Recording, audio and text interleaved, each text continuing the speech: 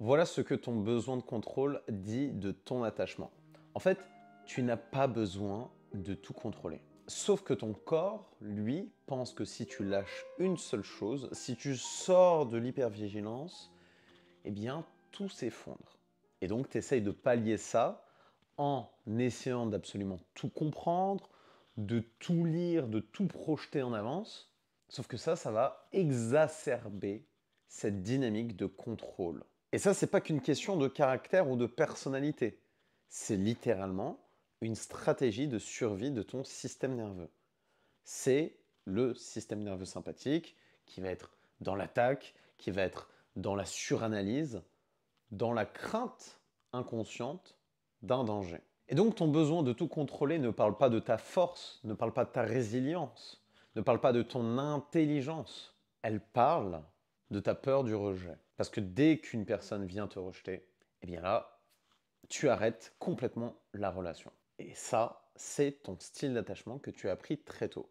Et justement, dans cette vidéo, je vais t'expliquer pourquoi le besoin de contrôle est souvent lié à un attachement insécure, comment ton système nerveux crée une illusion de maîtrise pour éviter la vulnérabilité, et ce que tu peux faire concrètement pour réguler ça sans perdre ton pouvoir. Parce que ta situation, je la connais. Je la connais pourquoi? Parce que j'ai été dans cette dynamique aussi très contrôlante, à essayer de dominer tout mon environnement pour éviter d'être vulnérable. Ce que j'ai fait, ce que j'ai expérimenté concrètement dans mon quotidien, ça a été de parler de mes émotions, de mes besoins pendant 3 mois, tous les jours, en utilisant la communication non violente. Parce que ça me permettait d'assainir mon style d'attachement évitant. Parce que le contrôle dans la relation n'est pas une force. Il va te servir dans ton business, il va te servir pour diriger tes projets, tes équipes, etc.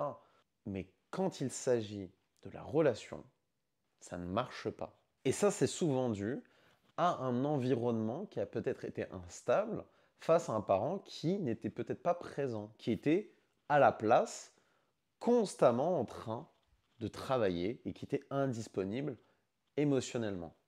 Et du coup, dans ton cerveau, ce qui s'est passé, c'est que tu as créé une dynamique comme quoi, si tu ne contrôles pas, tu vas souffrir. Et donc, le contrôle devient un masque de sécurité.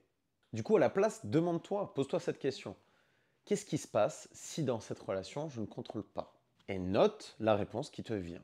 Et ensuite, demande-toi d'où vient ce qui est apparu comme réponse. Parce qu'en fait, pour aller dans ces relations qui sont à la hauteur de tes standards, ton enjeu, c'est aussi de relier les dynamiques relationnelles à tes dynamiques d'attachement, parce qu'ils sont présents de façon inconsciente.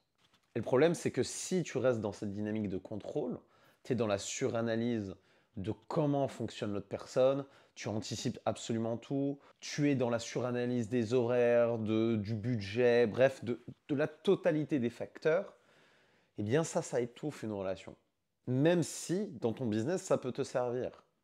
Mais dans une relation, c'est pas ça qui fait que tu vas te retrouver apaisé. Sauf que c'est paradoxal parce qu'en fait, comme tu as été tout le temps habitué à ça, eh bien ton corps ne se sent pas rassuré quand tu arrêtes.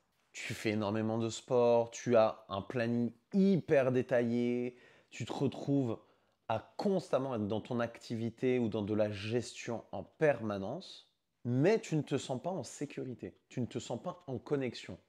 Et ça, c'est normal parce que ton système nerveux parasympathique, le vagal, ne s'active pas. Parce que ton système a été surentraîné à être dans de la prévisibilité. Et ça va se ressentir sur tous les aspects de ton quotidien. À la fois sur comment tu planifies tes journées, mais aussi comment tu te tiens, comment tu parles. Par exemple, probablement ta voix, elle est dans les graves. Et comment je vais le savoir? Eh bien tout simplement parce que tu parles d'une certaine manière. Tu vas appuyer sur les consonnes. Tu vas avoir une mâchoire qui va être serrée. Tu vas fixer l'autre personne en la regardant constamment dans les yeux. Ça, c'est la marque d'un système nerveux sympathique activé. La marque d'une domination. Sauf que dans une relation, eh ben, tu ne cherches pas à dominer normalement.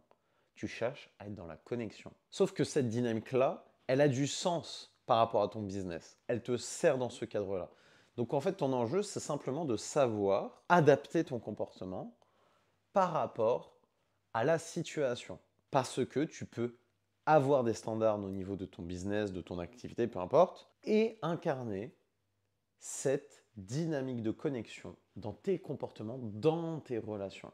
Et donc ne plus choisir entre réussite et relation. Et pour ça, il faut des expériences de co-régulation. Apprendre à dynamiser ce système nerveux parasympathique par le changement de regard, par le changement de ton, par la posture, et finalement développer une capacité à rester connecté à l'autre sans le diriger. Quand tu développeras encore plus cette capacité, tu arriveras à laisser aussi l'autre diriger. Non, tu sors du contrôle et tu vas dans la maîtrise. La maîtrise et la connexion. Et là, tu bâtis tes relations à la hauteur de tes standards.